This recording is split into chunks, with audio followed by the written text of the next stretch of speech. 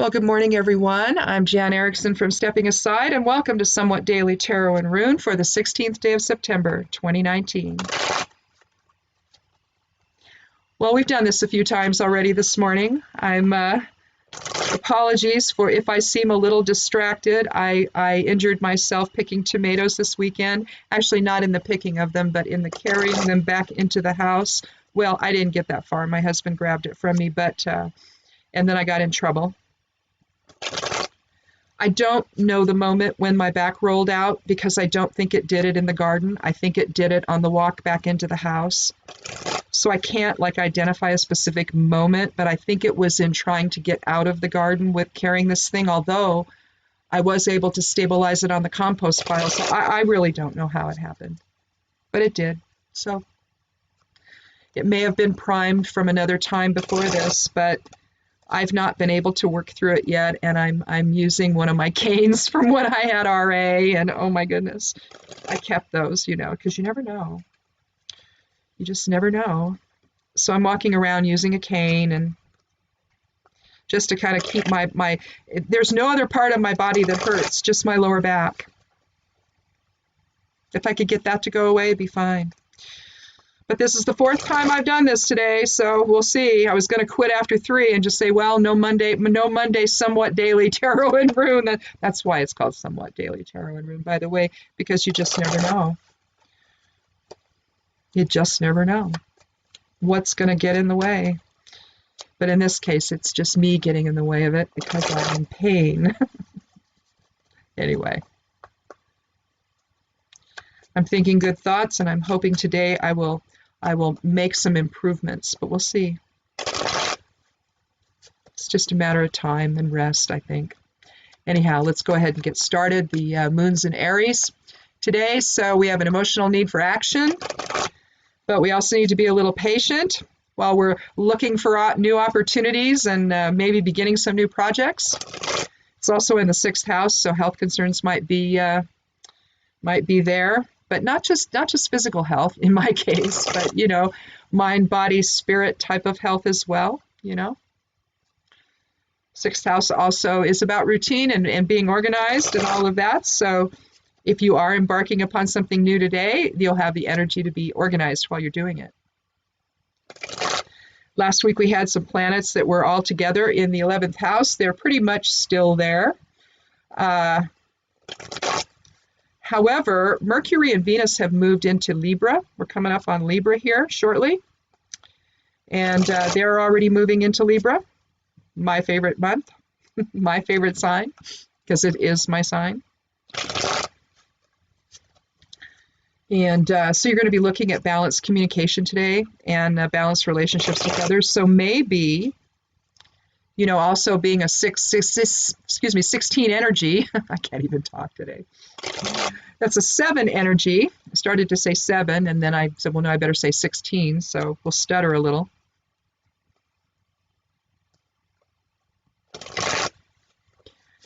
But with a 7 energy, you're looking at balancing the shadow side of self with spirit. You're talking as above, so below balance. Also, you're talking horizontal balance, which is polarity on the horizontal plane. So as above, so below energy versus the horizontal type of polarity, which is masculine, feminine, receptive, projective, however you want to look at that. It's not really gender. It's really more an energetic focus, one that's, projective or one that's receptive, one that's a push energy versus one that is more of a enveloping energy, maybe.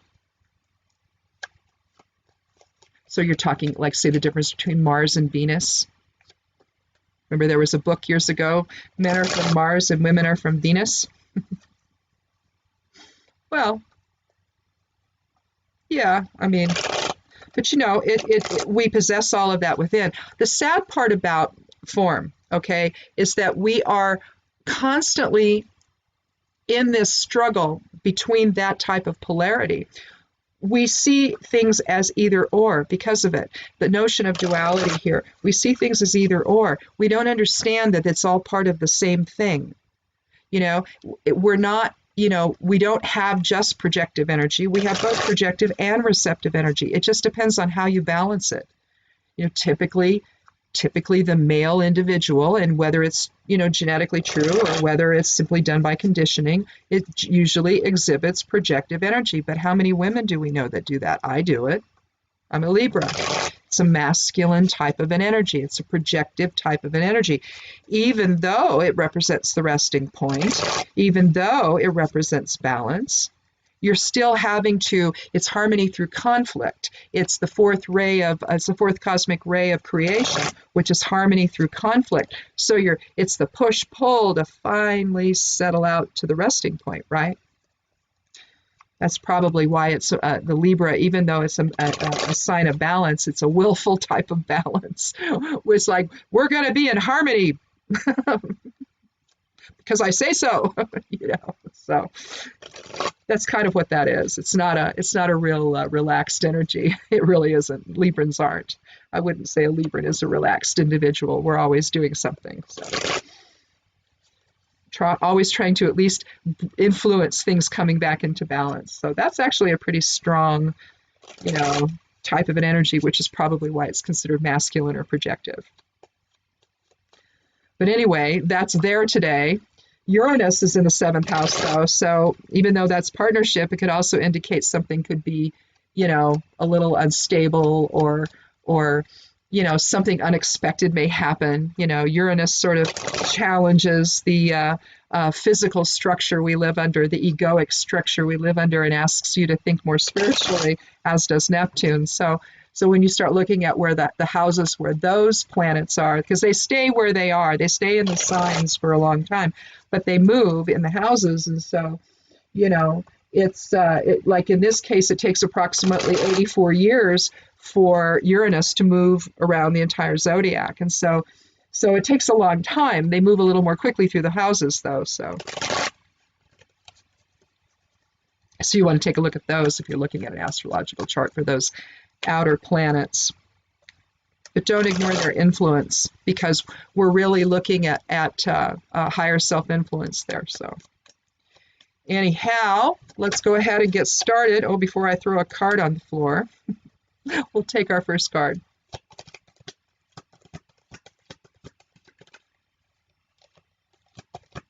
And if this is your first time here, welcome. If it's not, thank you so much for coming back. If you have been here before, I take the 13th card each time, just for randomness sake. Normal readings, I just lay them all out. So here we have the Page of Cups. We're going to begin with a court card. New emotion.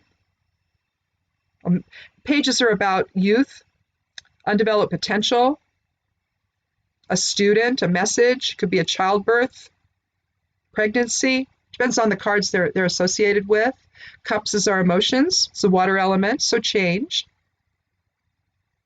So maybe some emotional change today, a new direction maybe. He's looking toward the past, but down at the fish in the cup, so, more present moment. Than necessarily the past, although the past does figure in a little bit. The sea and back isn't particularly choppy, so we're not talking about too much emotional upheaval here in terms of this change. Let's take another card.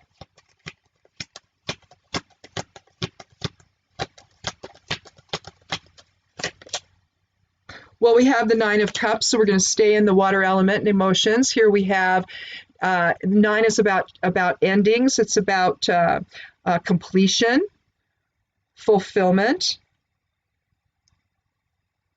And the gentleman sitting there on the bench looks quite happy with himself. He's quite pleased. We see all of his chalices arranged behind him.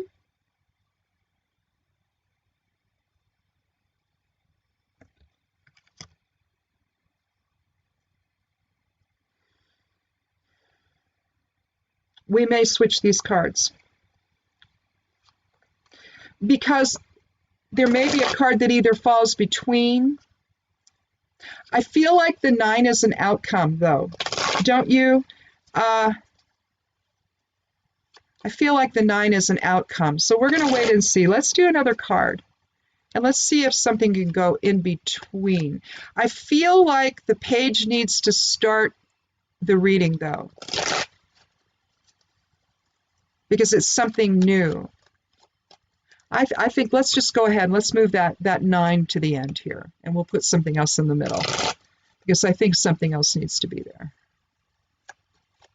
I can tell you the first reading was a joyful one. It was all about relationships and coming into balance and with a preference on joy and fellowship and harmony. Vunyo was the rune, so it kind of tells you where that was. So we'll keep those energies in mind. I think we're headed in the same direction, though, it feels like. Let's do another card.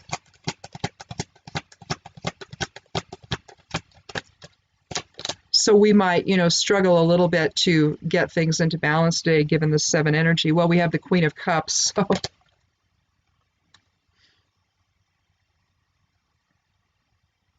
I love this queen. You see the cherubs on the top there of her throne.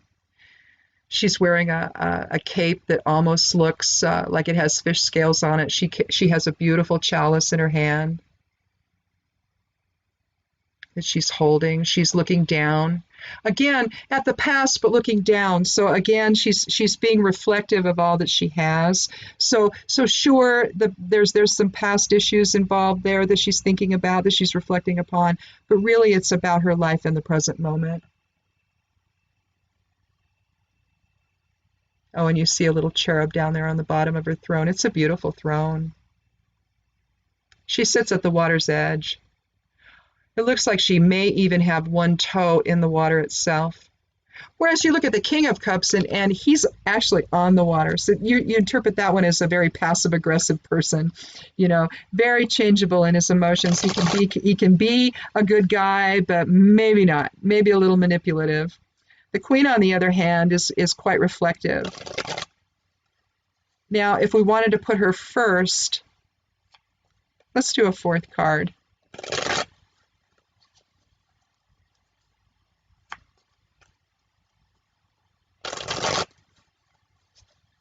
What if we put her last? What if we put the 9 in the center?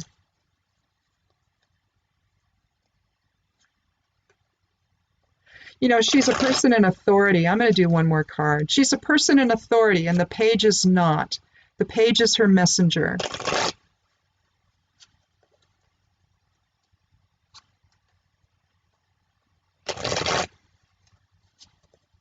So the message of reflectiveness, perhaps, versus the Aries influence on the moon here today.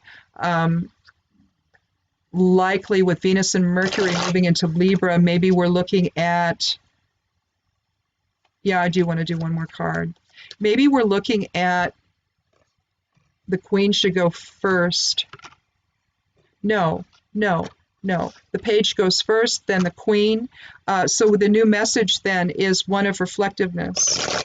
If we want to switch them around, perhaps she's the one generating the message to then give to her people, that love and joy and fellowship and harmony are the way forward, and that a reflective sense is better than a projective one, that today we need to be mindful of our relationships with others and how we communicate with others, and we need to do it with compassion and love, so that we have the outcome of the 9. Let's do one more card to be sure.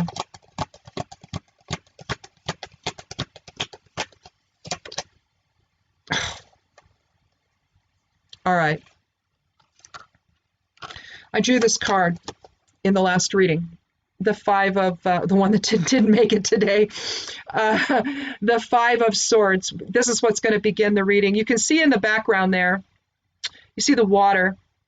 Now, it's not choppy water, although it's a little bit. So emotions are still high, even though this is a card of Swords and the air element in our intellect. Reason has gone mad here, though. We've got some sketchy clouds, there's some change, and that's evidenced by the water there. It's rare when you see only one element on a card. Now here, for example, maybe the earth element's implied, but you're looking at one element, aren't you? You're looking at emotions and the water element. But here you're looking at 2. And we're trying to find some kind of balance between intellect and emotions here. You've got one guy by the water who's totally divorced from the whole situation. He's totally bereft. He's upset. Whatever this argument was, whatever this battle of intellect or reason was, this was an argument, and two people have, or at least one for certain, has lost. You see the other gentleman right here with his back to this other fellow holding the swords, almost mirror image with their outfits. Same outfit, same clothing, but the colors are swapped, aren't they? Almost like in mirror image. And their backs are turned to one another. But this guy who's got the swords what's he getting away with? You know, it's almost like he's gotten away with something here. He's won this argument, but it wasn't done fairly. It was done at the expense of people. And so at that point, maybe what we need to do is we need to reflect and become the queen and have some authority about this. Perhaps she is not the guy in the front holding the swords, clearly. She could be this guy, but she's likely this guy. Either way, if she's this guy, she's thinking about what happened, and she's trying to come to terms with all of it. And she's trying to do it in a way that sees the bigger picture. That's not in perhaps a reactive sense, but one that's with a little more wisdom. When you're talking about the queen or a woman in authority, you're also talking about a woman who's older and who is at least theoretically wiser, is she not? So after then she's decided what all of this is, right? And she's come to terms with it. She decides that she's going to send the message of fellowship and of love and compassion.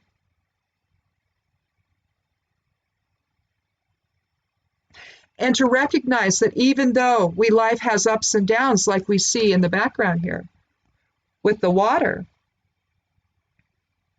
if we learn to react dispassionately or more dispassionately, if we learn to react in maybe take a more observational focus versus one that is more reactive, then you're taking the observation point of spirit versus the reactive point of ego, are you not? And that, I believe, is the message of the Page of Cups. To not let things get away from us so much, like it did here. The guy who's holding his head over by the water's edge, he can't even be involved with these people now. He's so upset by what's happened. There's just simply, he's so bereft. There is nothing he thinks he can do to get himself out of the situation. That's likely, this change in his emotional state that's likely based on deception and an argument that has resulted. So it's time to just take a step back now. Whatever happened here in the Five of Swords, we need to put that aside now. And instead of continuing the struggle, continuing the fight, to drop resistance now and to try to look at things from a dispassionate soul standpoint. And then maybe we can define a new way forward, a new way of feeling, using perhaps intuition to guide us, with the final result of emotional fulfillment. But we aren't going to find it in battle with other people, particularly when some of the other people don't want to play fair. So 9 and 5 is 14. There are no numbers assigned to the Queen of Cups or the Page of Cups in the court, just on the major arcana and the lower suit cards, the minor arcana. So 9 and 5 is 14, reducing to 5, again, change, mirroring the 5 of swords. But remember now, we have a 7 energy today. So, again, we're balancing shadow side of self with spirit. We're balancing polarities within as well. So I think that what stops us is some level of spiritual authority within that says, wait a minute. Whatever happened here, we're only going to give it the importance that we choose to give it. Maybe we need to see it differently. Here we have I was, the 13th rune of the Elder Futhark. the as above, so below energy rune. Well, there's several of them really, but I'm going to draw this out for you so you see it. It's really Laguz, above and below. So there you have I was. Now watch this.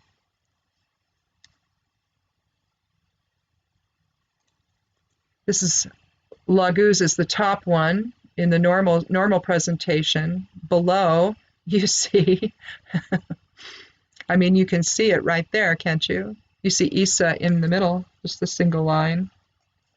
Alignment in source presence. So you can see this is all about the as above, so below nature of life. And that's what it's actually asking us to do here. It's asking us to allow spirit to inform whatever the heck is happening here. Get above it. Get beyond it. Become the observer of it. And, or in this case, the queen. Allow spirit to inform that process and bring your emotions to rest. Realize that you don't have to put anything more of yourself, any of your intellect, any of your reason into whatever happened here, whatever change that took place.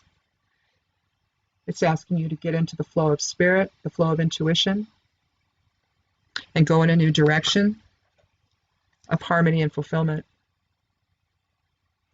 Because if you stay here,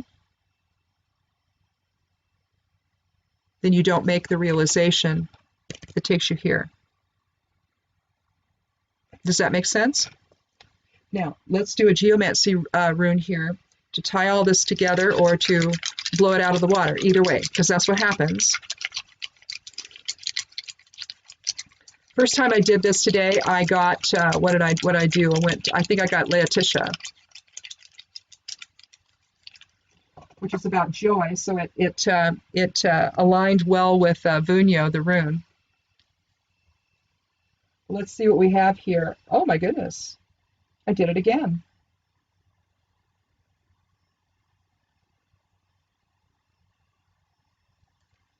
I did it again.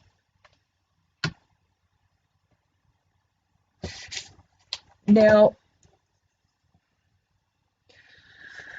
the way I do geomancy, you can check this out over on the blog over at imsteppinginside.com. I do a monthly geomancy reading, and I also do a monthly tarot reading.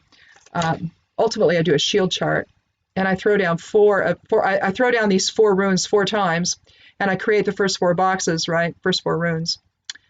And then from there, the rest of the shield chart is created. So if you want to see what that looks like, check that out. Again, I do it at the beginning of each month, so if you don't do it now, you can always do it later. But on one side of these is 2 dots, which is a passive influence.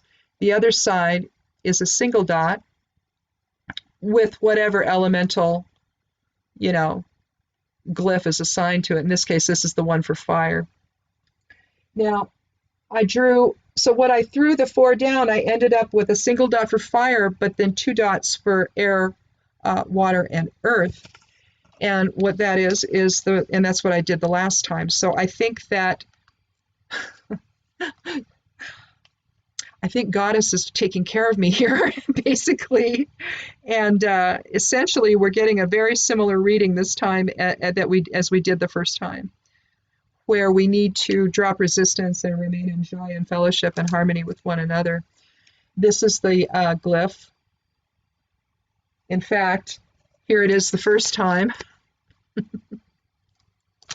Here was Vunyo. So this is what I did earlier. So here it is again. We've got I was, which includes Laguz, which was here as well with Vunyo, the first time I did this today. And then, of course, there's Laetitia, both times. And Laetitia is about joy and fellowship and love and harmony. It's about drawing all of that love energy together into one expression of, basically the 9 of Cups. So I'm glad there was some consistency between the 2 readings. That makes me happy. I was so worried that there wouldn't be. I thought the first one was so lovely that I was sad to see me have to trash the thing.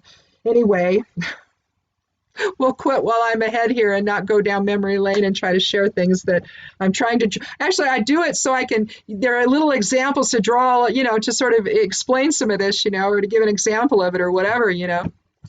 But because I try to align this stuff, to my own personal life and maybe the lives of other people I know or what have you, just to sort of give sort of an idea of how it all just sort of applies, to our daily lives. But in any event, I guess I'm going to let it go from here, so I don't have to trash this one too by drawing a blank. Anyhow, I get a little, I get the pain in the lower back, and it's like all of a sudden that's all I can think of. It's like, what was I saying? Anyhow, hopefully tomorrow I'll feel better. I'm working on it, but we'll see. Anyhow, have a wonderful day, and remember that relationships are in a pretty good place today, so make the most of them. In any event, we'll see you tomorrow. Thanks you so much for coming by. I truly appreciate everyone who does. Again, click subscribe. I'd love you to do that, and do the same over at the blog, Stepping Aside at imsteppingaside.com. And come back tomorrow and we'll visit again. Be good to yourself, be good to one another, and blessed be.